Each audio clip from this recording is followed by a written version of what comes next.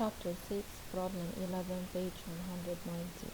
A company's 5-year bonds are yielding 7.75% per year. Treasury bonds with the same maturity are yielding 5.2% per year, and the real risk-free rate R star is 2.3%. The average inflation premium is 2.5%, and the maturity risk premium is estimated to be 0.1 into T minus 1%, where T is the number of years to maturity. If the liquidity premium is 1%, what is the default risk premium on the corporate bonds? So we are given here the yield on a 5-year corporate bond, 7.75%.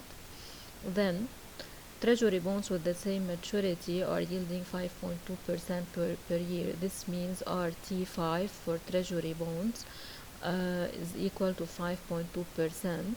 The real risk-free rate R star is 2.3%. The average inflation premium over 5 years, since here we have 5-year bond, is 2.5%, and the maturity risk premium is estimated to be 0.1 into T minus 1%.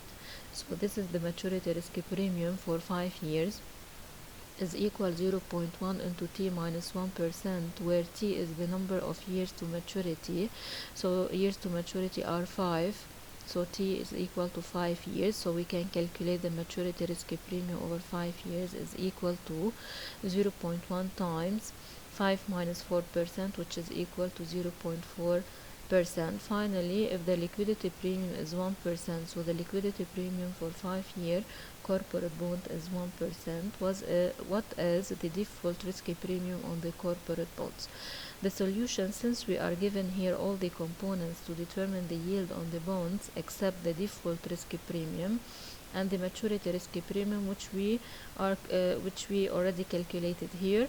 Now we can solve for the default risk premium as follows. The yield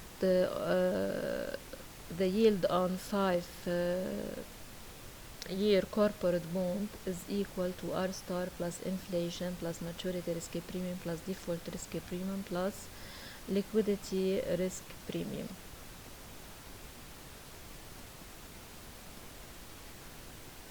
So the yield on 5-year corporate bond is 7.75. The real risk-free rate is 5.2%. Inflation